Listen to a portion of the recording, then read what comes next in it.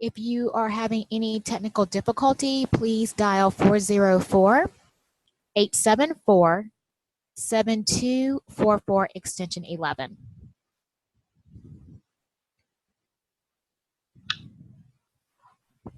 Welcome everyone to a presentation of South Arts' new strategic plan and grant programs. Please know that today's webinar is being recorded and we will make it available to those that missed today's session. A link to the webinar will be posted on our website tomorrow afternoon. As a reminder, please use the chat box or window to ask questions or comments.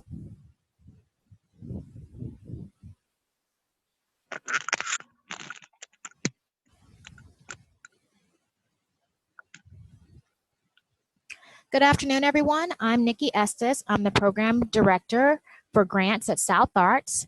On today's webinar, we also have Molly Quinlan Hayes. She's South Arts Deputy Director, who also serves as the Accessibility Coordinator and Arts Ready Director.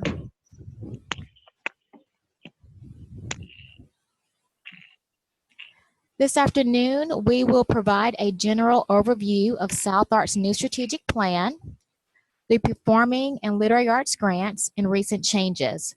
We will spend time discussing accessibility, helping you learn more about South Arts expectations and readiness plans, helping you understand what's needed and how your response will be evaluated.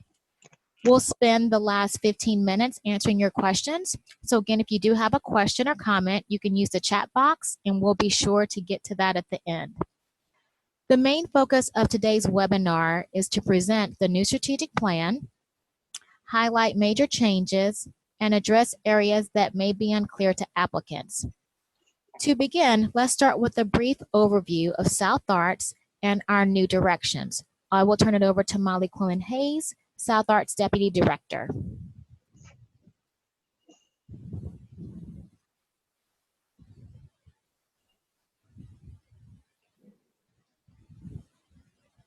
An in-depth strategic planning process. Our board approved it just last month, and it's a 5-year plan running from FY19 through 2023. So since our grants program really backs up by a year, the grants programs will be the first that will be refined and revised to match with our new strategic plan.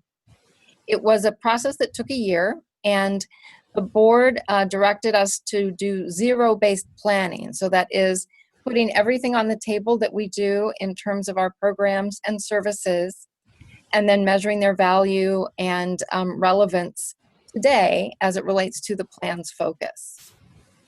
During that year, we received input from over 300 constituents, stakeholders, and leaders in the field, both within the region and outside of the region. And our input came through a series of focus groups, individual interviews, surveys, and also our own in-house analysis of our current programs and participation. Next slide, please, Nikki. We're pleased to present to you a new and much more succinct mission statement for South Arts, and that is advancing Southern vitality through the arts. And as we move forward to these goals, I think you'll see how they all support that proactive stance. Our goal number 1 is to support the artistic and professional growth and success of artists in the South, making the artists the center of our work and how organizations help to present the work of artists from the region.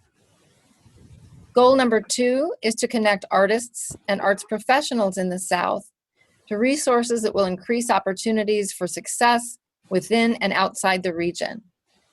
We recognize that within the South, we do not get our fair share of national resources, whether those are public or private. And so we want to draw more resources into the region as well as share opportunities for you and your colleagues. Our third goal is to advance impactful arts-based programs that recognize and address trends and evolving needs of a wide range of communities in the South. So certainly the activities that you all will apply for funding to us are those help to fulfill that goal. Fourthly, we will communicate and celebrate the excellence, innovation, value, and power of the arts of the South. That's where we want to recognize, highlight, promote, and, as it says, celebrate the best of the best, and showing the best arts in the South, both to ourselves and also to the nation and the world. And our fifth goal is to secure and deploy and manage sufficient resources to advance Southern vitality and achieve the strategic goals, making sure that we can deliver on what we've promised.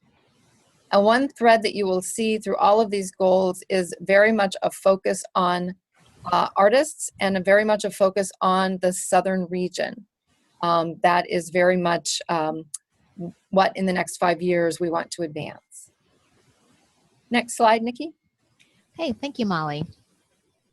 So we fulfill our mission and our goals several ways. One, by supporting the presenting and touring field, the Performing Arts Exchange, which is our annual conference, and the grants program working together. Our annual conference brings together presenters, artists, agents, and managers to discover artist engagement opportunities, receive professional development, network, and see artist showcases. We hold our conference this year, or the upcoming year, in October of 2018. We'll be in Orlando. We also fulfill our mission by supporting film and media arts. Our Southern Circuit Tour of Independent Films brings filmmakers to Southern communities. Some of you might be interested in becoming a screening partner, and we're currently accepting applications. You can learn more about Southern Circuit and how to become a screening partner by visiting our website. We also support organizational sustainability through our Arts Ready program. We support Southern artists through grants, fellowships, and some new programming that will be coming, will be rolling out soon. And finally, we often partner with leaders in the field and others to offer special initiatives such as our American Sounds program. We partner with the National Endowment for the Arts and the state arts agencies in these 9 states to deliver services and provide programming. Most of our programs operate within our 9-state region, but we have other programs like Arts Ready and the Performing Arts Exchange that reach beyond these states. To be clear, you must be located in our region to be eligible for our grants program. Here's a list of our current grant programs, but do expect new programs in the near future. You can always visit our website for specific guidelines and eligibility criteria for each of these programs. All of our touring grants require presenters to engage Southern artists from outside of their state for public performances, presentations or readings, and educational activities. Our Performing Arts Grant Program supports music, dance, theater, and multidisciplinary performing arts projects. The Literary Arts Touring Program supports fiction, creative nonfiction, and poetry. And Traditional Arts Touring supports performing and visual arts projects. We also offer grants to help presenters' capacity and their professional development needs. The Presenter Assistant Program supports travel expenses for professional development.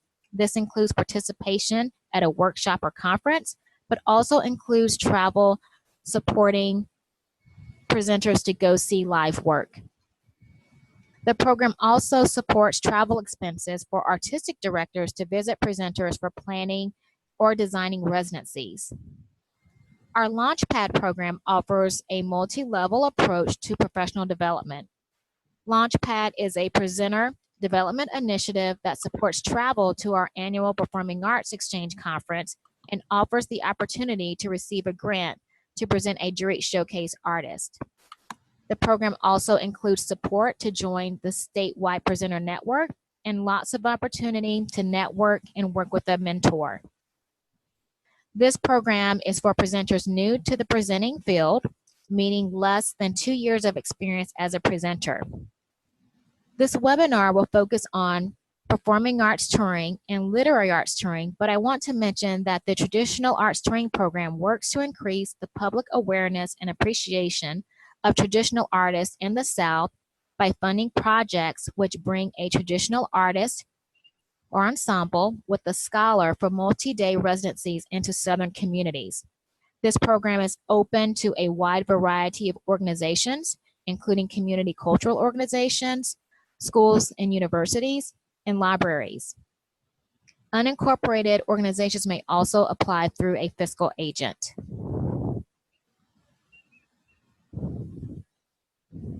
We have implemented these important changes for the upcoming fiscal year. As Molly mentioned, because of who we are, supporting Southern artists continues to be a high priority for us. And so this year, you must engage a Southern artist in order to submit a grant. We have resources on our website to assist you if you need help finding a Southern artist. We will no longer offer the block book touring program. However, block booking is supported in other programs, such as the Dance Touring Initiative or support of our presenter network within our region. You can also apply for support that may be a block through our single engagement program. If you have been an applicant in the past several years, you know that we have had priorities that your project must meet. Those no longer exist, so the review criteria has shifted a bit. The audience development and community involvement criteria has increased. And soon we will launch new programs for both presenters and artists, so please stay tuned. With the exception of the traditional arts training program, we support nonprofit presenting organizations in our region. Our grant funding supports readings, concerts, and performances by writers and performing artists. We also support presentations by traditional artists. The public presentations, performances, and readings must also be accompanied by educational activities by the guest artist. We now only support engagements by Southern artists who reside outside of the presenter state. And we only support accessible programming. And Molly will spend some time talking about this a little later. This is just a quick snapshot of the application deadlines. The time frame for award notifications vary based on the program.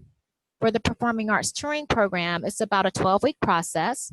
For Literary Arts, a 6-week process, and about 4 weeks for the smaller grant programs. Do know that only one application per program is typically allowed. For example, if you are eligible, you can submit a Performing Arts Touring application, Literary Arts Touring application, and Presenter Assistance application in the same fiscal year.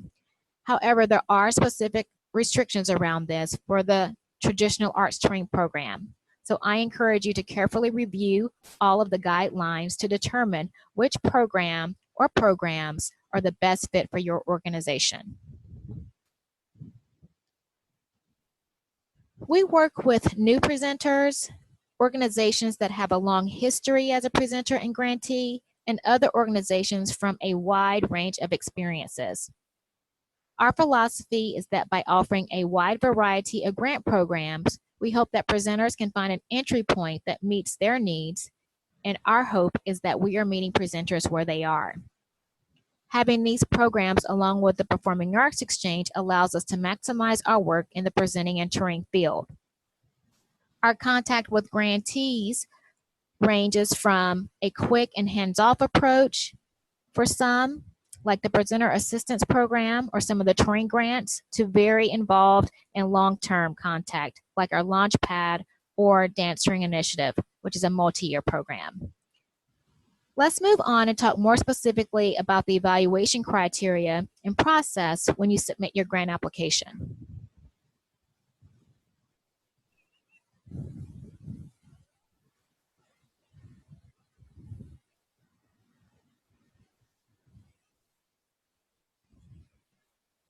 We will use the following criteria to evaluate grant applications.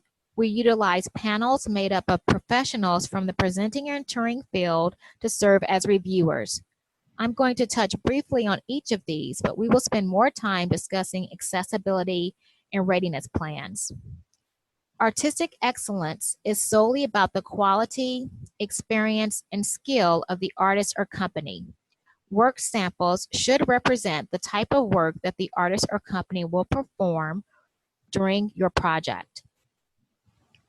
The project's artistic merit is about the project's quality, the performance or reading, and the educational component. We would like as much detail as possible about your project, and we want to know why it's important to you and your community. Audience development includes assessing audience and community needs, cultivating audiences, creating a plan for engagement, and developing effective partnerships. We want to see your strategies for audience development, how your community is involved in planning and implementation. You should provide details about your project partners as well. And as I mentioned, because of the recent changes with our grants program, this particular area score has increased from 10% to 20% this year. For accessibility, we want to see if there is an understanding of the diverse needs of individuals with disabilities, whether your organization is proactive, and if there is evidence of outreach and strategies. Organizational capacity looks at your presenting history and how you plan to evaluate your project. We want to know who you have presented in the past and who is included in your project evaluation and how that information is used. Finally, you must provide a description of your readiness plans, and it represents 10 out of 100 points.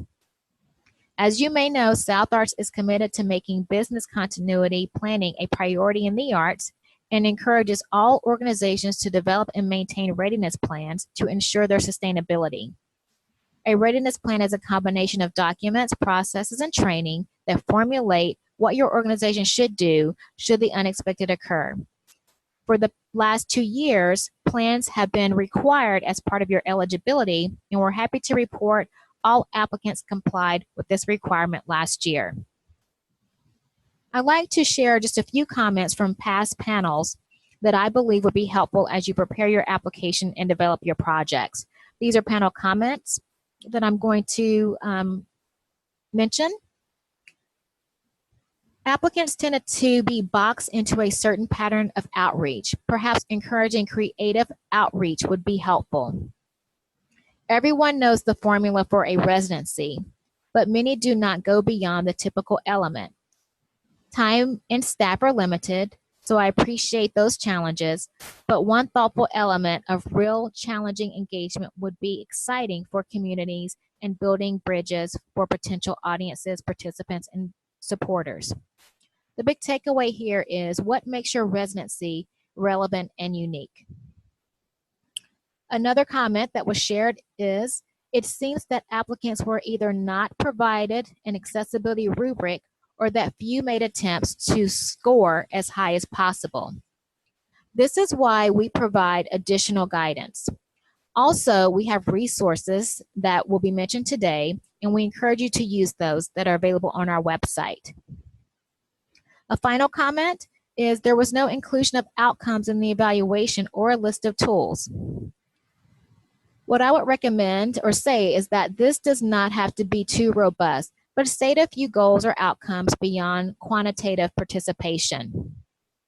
Now we'll spend the next 10 minutes providing more detail on our expectations for accessibility and readiness plans.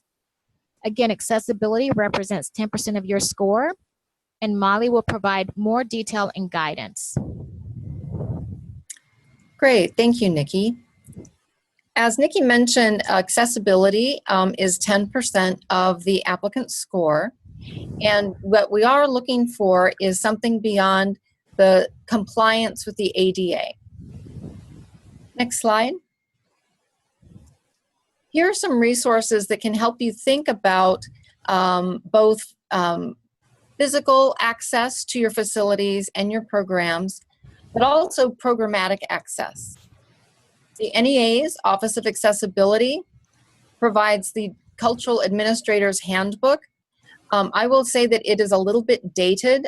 They are working on an update, but it still has some very easy and inexpensive, if not free, ways to ensure that both your facility is more accessible and that your programming is.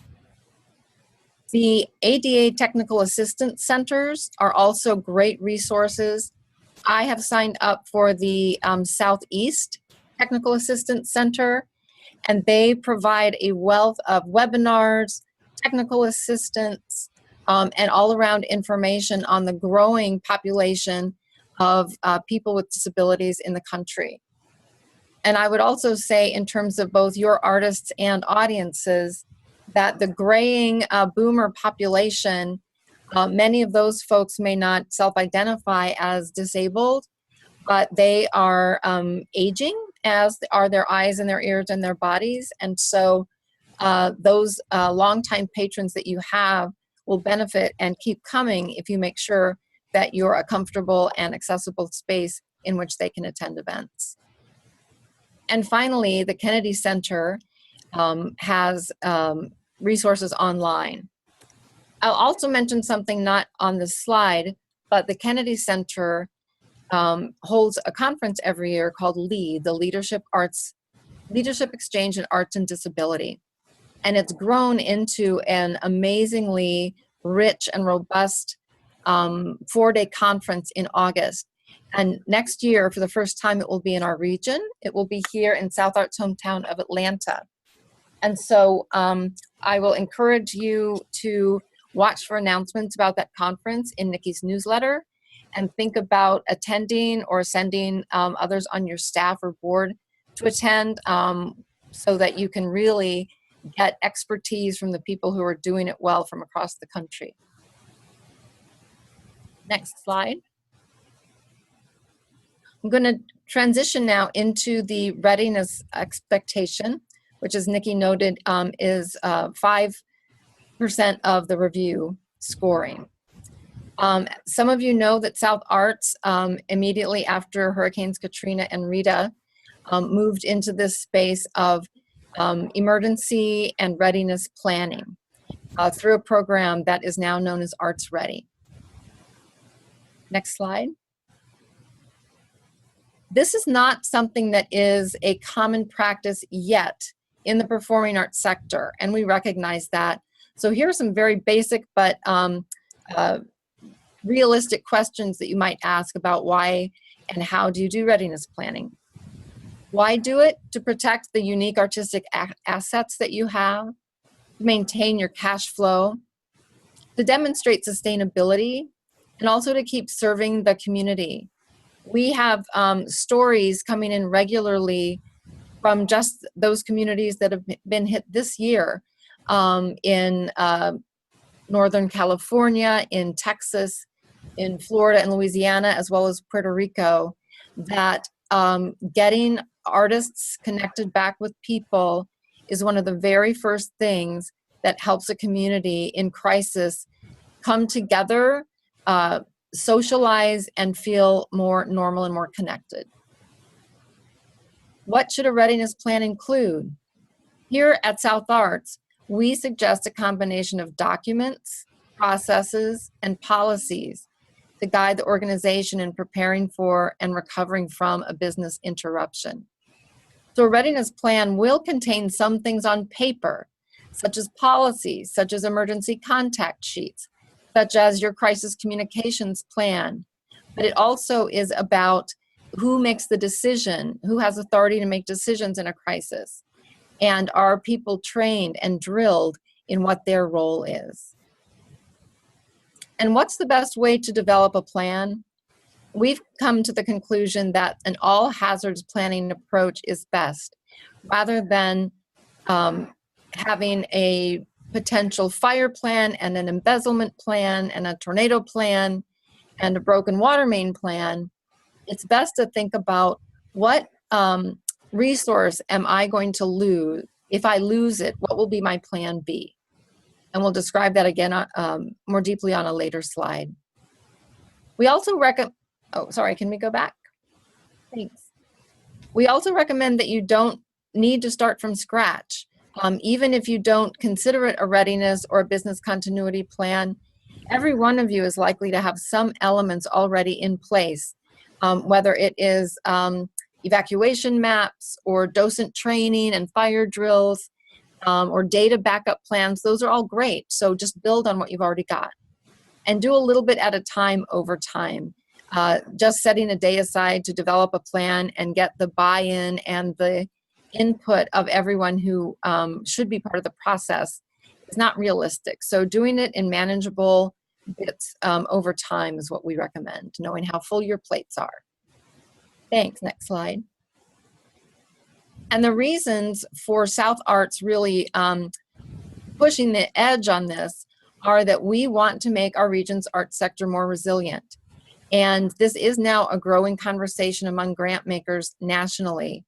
I know of at least one national foundation that is also beginning to ask the same questions in their grant applications that South Arts started asking 7 or 8 years ago.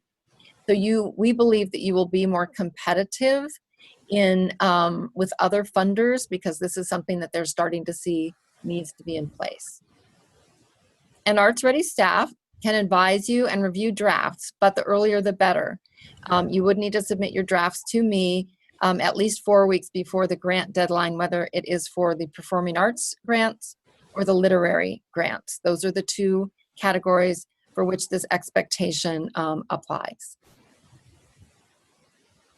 When we talk about readiness plans, we look at 3 things in scoring your plans. One is the content, that it's tailored to your organization, that it's not cut and pasted from another institution, that it's comprehensive, that you look at all of your critical functions, your people, your communications, your facility, and your programs, and that it is current and up to date. An out-of-date readiness or emergency plan can actually be dangerous if people rely on it and then grab it and it doesn't have the right contact information. People haven't been trained in over a year. All of those things that will hinder your ability to respond and get back up and running. So again, as I mentioned, the all hazards approach, focus on people and resources, not the type of disaster, so that you can be ready for just about anything. So we recommend that you identify your critical functions. As I mentioned, these can include your people, your IT, finances and insurance, programming and productions. If you do exhibits, everyone does ticketing and messaging. Then if you, whether you rent, borrow, or own a facility, you need to take some steps towards being prepared. And if you're a grant maker, you should also include that in your planning so that if you're affected, you can maintain service to your constituents. So here's just some things for you to think about in having conversations within your organization. Looking at these critical functions, what will you do if your access to any of these functions is cut off? So for instance, if you lose access to a key person, who's going to be that person's backup? And that could happen whether your key person becomes ill or is let go for cause. The same thing with your facilities. There are different ways that might affect your facility. It could be storm damage. There might be a disagreement with the landlord and you're locked out. I know of an artist whose studio was rented, studio and office, and she came in one day and was told that there was mold in her space that was so unhealthy, she was not allowed to enter it, and she spent almost a year without access to all of her records and documents and material. With ticketing and messaging, your server can get hacked, your ticketing software could go down. So how do you have in place a plan B so that you can reach out to your patrons, your artists, your donors, and your stakeholders? Here's something that we have learned can be particularly troubling when it comes to presenting organizations that are on the campus of or managed by a larger parent organization, is that often the presenting and the arts facilities in that on that campus or in that management structure are not treated the way that they need to be in the emergency plan. In fact, that's one of the key things that got Arts Ready going. You need to recognize that you are unique to them. If you don't have a relationship with your organization's safety or emergency management office or director, you should, because you have very unique characteristics that the rest of the campus does not. You have non-students on the property in evenings and weekends. You have to have access for guest artists for their housing and safety. There are all kinds of elements in terms of your equipment and your facility that are unique. So make sure that your plan meshes with theirs and that theirs meshes with yours. Again, it can be dangerous if an emergency happens and there don't yet exist any clear lines of authority about who gets to decide when to evacuate the hall, or who gets to decide when to hold the curtain or when to cancel the event. So that kind of communication process needs to be understood before something bad happens. So again, when your readiness plan descriptions are submitted, they are worth 5% of your scores. You can score anywhere between 0 and 5 points. We ask you to submit a written description of up to 2 pages that, again, should tell us what is the content of your plan, demonstrate that it's comprehensive, that it covers the gamut of your core activities, and that it is current. Please do not send us a link to your campus's safety plan for students. That is not a description. Also, please don't send us your entire plan, as that is likely to have some sensitive information. But I'm happy to talk with you ahead of time about how to shape your material into 2 pages. Again, do not rush emergency planning. Start where you are, make it solid, and the plans that you present can be developed using any resource.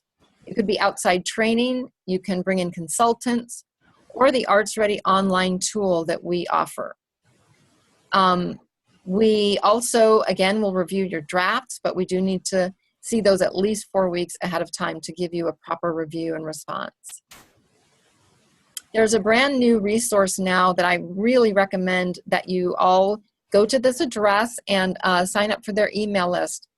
South Arts and Arts Ready are partners of this national project funded by the Mellon Foundation, performingartsreadiness.org. It's a 3-year project that started in January. The sole purpose is to bring to you performing arts presenting and producing organizations the resources to help you be fully prepared for any kind of crisis, whether it's just in your theater or it's a disaster in your region. So there are free webinars. You'll see that some are coming up on cybersecurity and crisis communications. There are also grants that will be rolling out next year to help bring in a consultant to assist you if you need to do a really in-depth plan for your organization.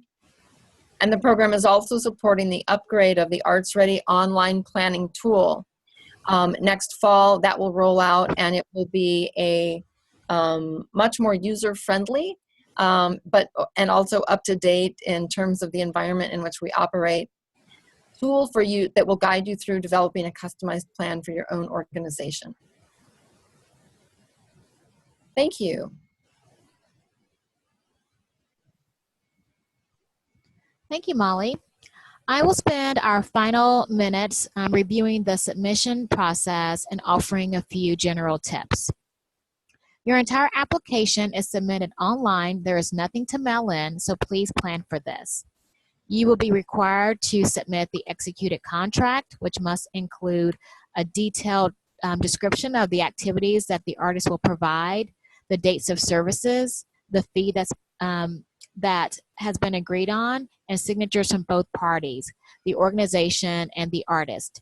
You must also include a work sample, either audio or video, artist support materials such as an artist's bio or press kit, and a readiness plan description.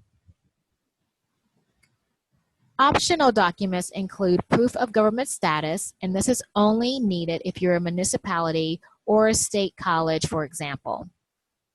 An additional support document, such as letters of support or a season brochure, is also allowed. An additional form is required if you are a literary arts applicant who's requesting support from multiple writers. I want to just talk about a few helpful hints as you prepare your application. Please carefully review and understand the guidelines and the recent changes. We also encourage you to get familiar with the eGrant system. This is the system that we use to submit grant applications and process grants. Get materials like press kits, work samples, contracts from agents and artists early so you have plenty of time to review them, get approval, and upload. We also encourage you to use the scoring matrix as a guide. The matrix provides benchmarks and can be helpful when preparing your responses. Also, make sure that you have the technology and the know-how to upload the necessary documents. We do not extend deadlines, so please plan accordingly. This is an example of the scoring matrix that we use to evaluate applications. There are more specific criteria for accessibility and readiness. Also, I encourage you to take a look at the slides provided by the National Endowment for the Arts accessibility staff that are available on our website. Access to these tools and the Readiness Plan matrix is on our website under the Narrative Instructions tab. And this is just a look at the Readiness Plan matrix. As Molly mentioned, for larger institutions or organizations that submit large documents, such for the Readiness Plan requirement, please be aware that if you submit a larger document, we will only review the first 2 pages of what has been uploaded.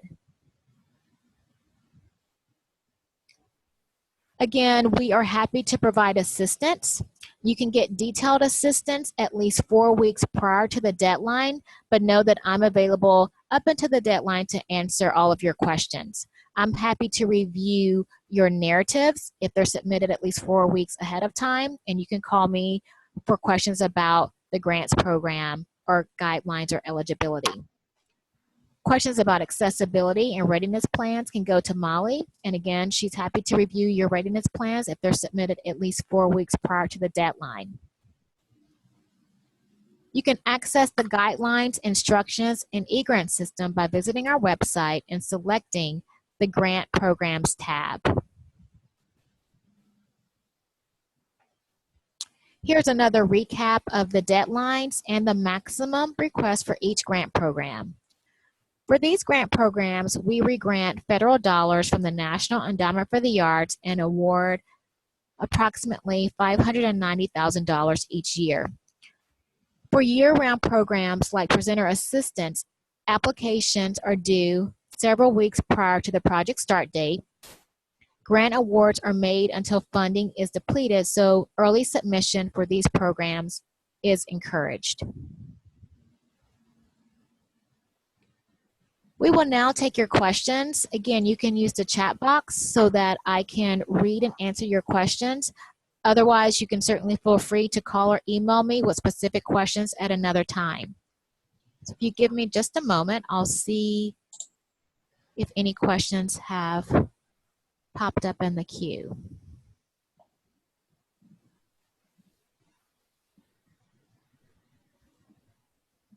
Again, use the chat box to ask a question.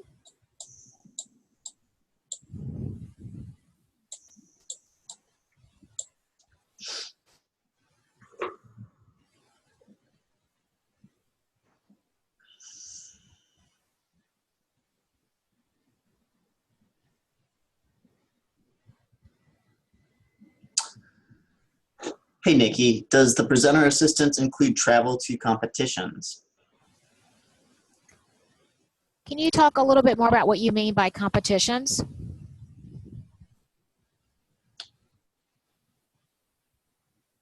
I'll wait for that person to clarify that, but I've got another one in. Okay. It asks, the requirement that artists be from the South is across all grant programs, correct? That's correct. It's across all of our touring grant programs. So for performing arts touring, literary arts touring, and traditional arts touring, a Southern artist is a requirement. Engagement of a Southern artist is required. Okay, Nikki, to confirm, you can apply for both the performing arts touring and literary arts touring in the same grant cycle, but not performing arts touring and traditional arts touring. That's right. Good question. Absolutely. Okay, and the travel to competitions question has been clarified. Presenter assistants include travel to scholarship competitions or to compete in scholarship competitions. No, it does not support travel to competitions. The presenter assistant grant program is really to support presenters' need to either see work that they are seriously considering for part of their season. We certainly understand that in some cases it's very important to see the work on a stage, and if there is a performance close to you that is feasible and you want to see that performance, it also offers an opportunity to perhaps talk to the artist about the work or the presenter about maybe some technical questions that you might have. It offers up all of those opportunities. It's also to provide travel assistance for professional development, such as attending a conference or a workshop. So it does not support traveling to competitions or scholarships. Nikki, can you mention the artistic director visits? Sure. So I briefly touched on this earlier, but in addition to the things that I just mentioned for the presenter assistance program, we also have an area that we strongly believe is important to your work.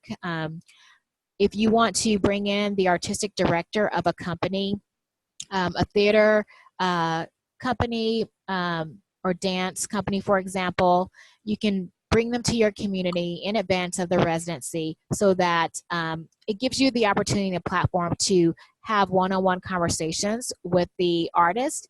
It also gives the artist an opportunity to talk to you more about their work, so there is greater understanding for you as you think about how you might connect them to your community.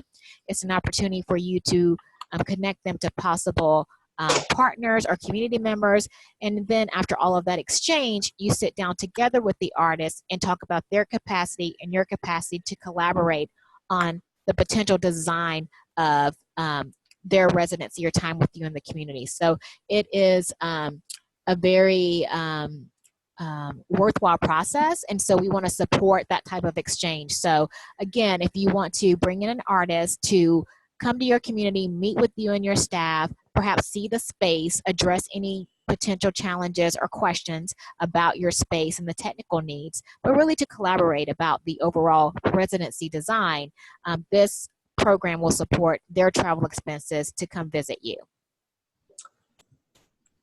Hey, Nikki, I have a couple other questions in. The Okay. first is about the literary arts grant. This person, their organization puts on a literary festival in the second half of May, so the May 1st deadline wouldn't help with a 6-week process for announcing awards. It seems like annually that could present the same problem. Do you have any suggestions? Well, for a project that's happening in May of 2018, this is this is what we would consider our fiscal year 18. And so this applicant would need to apply in March of 2018 for their 2019 festival. Great. And the other question that has come through, a touring grant is not for individuals, but for organizations to put together a touring group? No, the touring grants are for nonprofit organizations or presenters to engage a Southern artist. The grant or support that you receive from South Arts will directly support the artist fee for that company or artist. Who do you define as a traditional artist? I would recommend that you contact the program director, Teresa Hollingsworth. about specific questions for traditional arts touring. But I will say that for us at South Arts, traditional art is reflective of shared aesthetics, practices, and values of families, geographic communities, and occupational groups, ethnic heritage groups also. Traditional art is learned orally or by observation and imitation, often as a master artist instructing an apprentice. It is usually maintained without formal instruction or academic training. Some traditional arts have a deep-rooted history with little change, while others are constantly evolving and adapting to their changing environment.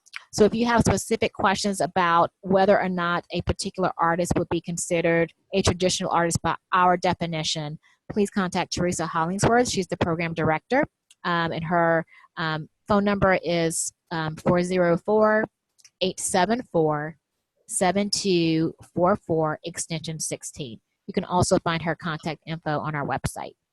Her extension is 14. Oh, did I say 16? You did, so you'll get those calls. That is my extension. Thank you. Extension 14 for Teresa.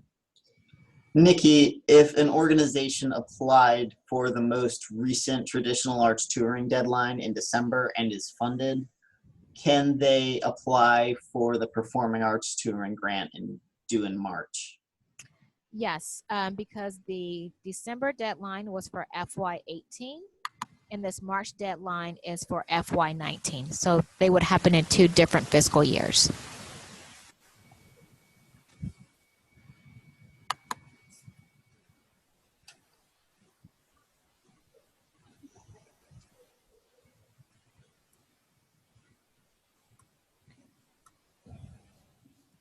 Are there any other questions?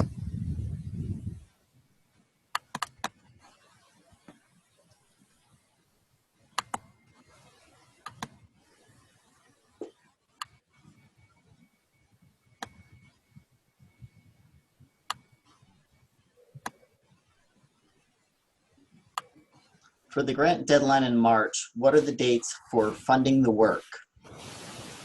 So our March deadline is for our fiscal year 19, which begins July 1st of 2018 and goes through June 30th of 2019. So anything that happens within that fiscal year is funded by the March 1st deadline.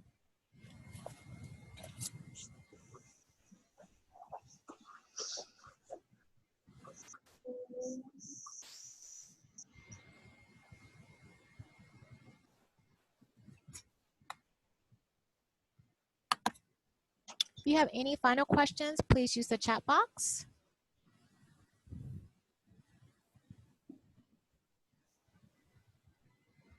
Or again, you can contact me. My contact info is on the screen now. I'm at extension 16.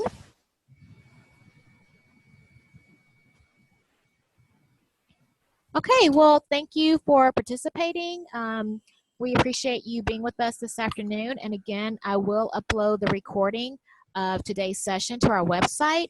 It should be on our website sometime tomorrow afternoon. Thank you for joining us.